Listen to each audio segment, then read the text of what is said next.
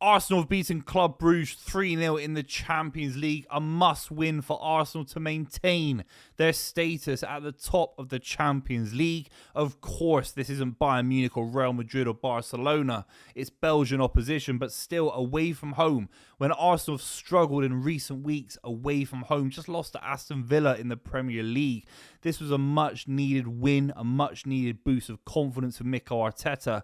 And the kind of banana skin game where if Club Brugge score early, especially with the defensive frailties and injuries that Arsenal currently have, not their fault that 3 or 4 of their defenders are injured right now, they get through the game. You've got Norgard in there as a makeshift centre-back. You've got Skelly coming in who hasn't played much football. And it actually looks very calm and very collected going into a straightforward run of fixtures and a very important set of games for Mikel Arteta coming up. We'll take a look at those at the end of the video. But 5 things we learned, a bit of a match analysis from the goals as well. Make sure you subscribe to the channel. Let me know what you think in the comments down below. Some of the goals tonight were absolutely staggering. At one point, I thought I was looking at Ribery and Robben on either wing.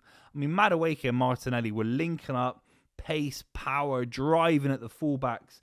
Says and CK for Bruges, hopefully I've butchered those names, absolutely killed these guys. Were cutting in all days of the week, and they were scoring unbelievable goals. I mean, the Madueke strike is one of the goals of the season contender. It is outstanding. He's got past 2 or 3 guys through sheer physicality, and then with technical brilliance, lasers this strike. Comes off the crossbar as well, and they look so much better when that happens. I remember Tony Yeboah for Leeds, I think it was, all those years back. For me, Madueke has got more goals in his locker. He's got more of these kind of strikes from range. We've seen it a few times with Chelsea. He's a brilliant lethal finisher in the box as well. I think his numbers should be a lot better than they are. His end product has always been something I've been critical of on this channel, on other podcasts, because the pace, the power arrives Madueke into beautiful situations, and sometimes he doesn't beat the first man with the cross. But I still think he's been a brilliant signing for Arsenal and a brace in the Champions League, taking the pressure of the likes of Saka as well on that side of the pitch.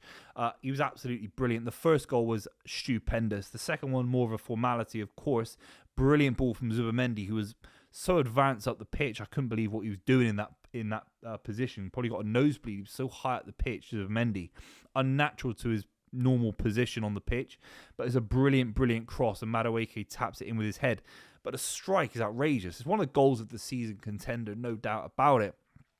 You look at Madueke and you think there's a real talent in there that's got not only the skill set and the youth on his side, but the frame to be a powerful physical winger that does unbelievable things in the future. I think he can develop so much more. I don't think we're anywhere near the Madueke ceiling. It's down to maybe your opinion at home as a football fan. Maybe it's Mikel Arteta's opinion as current manager. Maybe the player himself of how high he can go. Maybe there's a range of opinions. Madueke is a very divisive figure, I think. I think we can have a lot of debate if he's really top level, if he's nowhere near good enough. There's a range of opinions is what I'm trying to say. For me, Madueke lurches towards the idea that he could be a world-class winger in the future, 100%. Pace, power, two-footed, trickery, and those kind of goals in the Champions League. He just needs to be more consistent, and I think he'll get there. It was unbelievable today for Arsenal. You have to say that.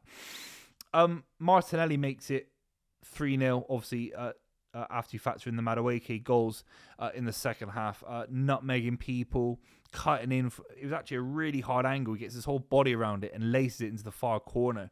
Martinelli, that strike was outstanding. Have you seen 2 goals of such a high standard in the Champions League like that? It was absolutely staggering.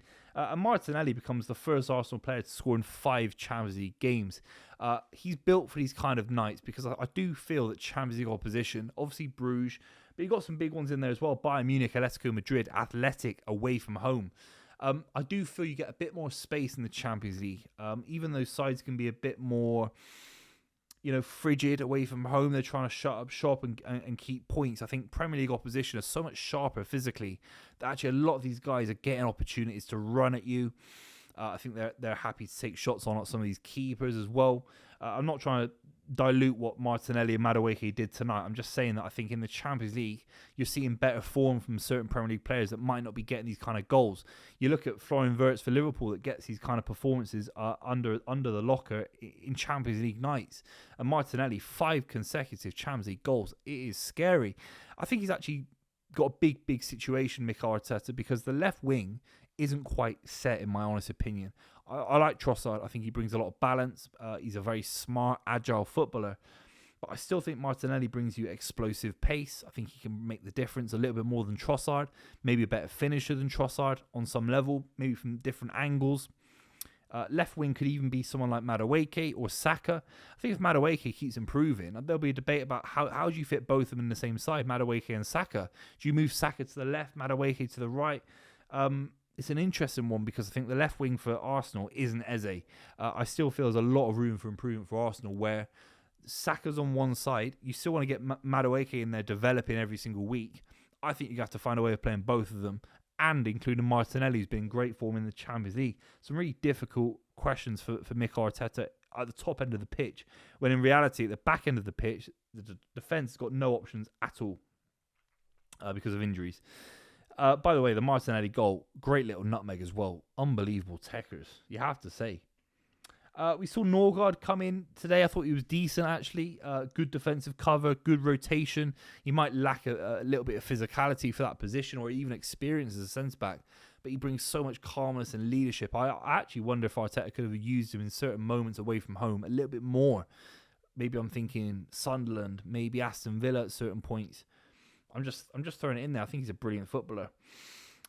Lewis Skelly comes back in. I think he's a brilliant addition for them because Ben White's come in, Skelly's come in recent weeks, and you feel that actually because they're both playing well when they come in, Ben White's played a little bit more recently than Skelly, started more games, that actually when Calafiori comes back and Timber, that's centre-back options now for Arsenal. You could play Skelly, Timber, Calafiori and Ben White as a makeshift back four.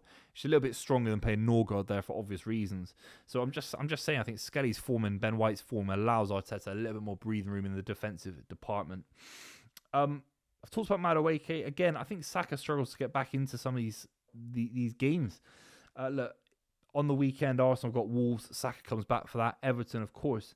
But when the big guys rock up and you want pace on either side and precision, Madueke and Saka have to start together, I think. I think he's that good.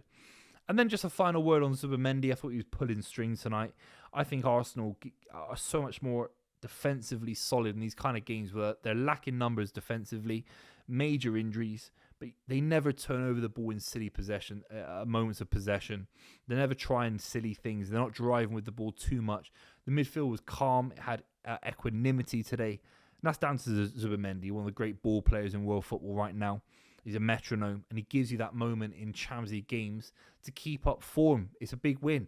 I think Arsenal want to win this part of the league phase. It's not everything, of course. It's redundant if you lose the knockout game next, but I think coming top of this Champions League phase is really important for Arsenal. Gives them great momentum going into the season. You think Wolves, Everton, Palace, Brighton, Aston Villa at home, a little bit easier for obvious reasons than last weekend, and Bournemouth away going into the new year. Very, very winnable fixtures. I'm sure some of these players will come back and suddenly, yes, dropping points to Chelsea, losing to Aston Villa, frustrating, but beating Brugge could be the start of a really optimistic period for Arsenal. And they have to go through the gears, really, don't they? They really do have to kick on in the Premier League after losing to Aston Villa. I'm sure they're going to beat Wolves. Let me know what you think in the comments down below. Make sure you subscribe to the channel. I'll see you very, very soon.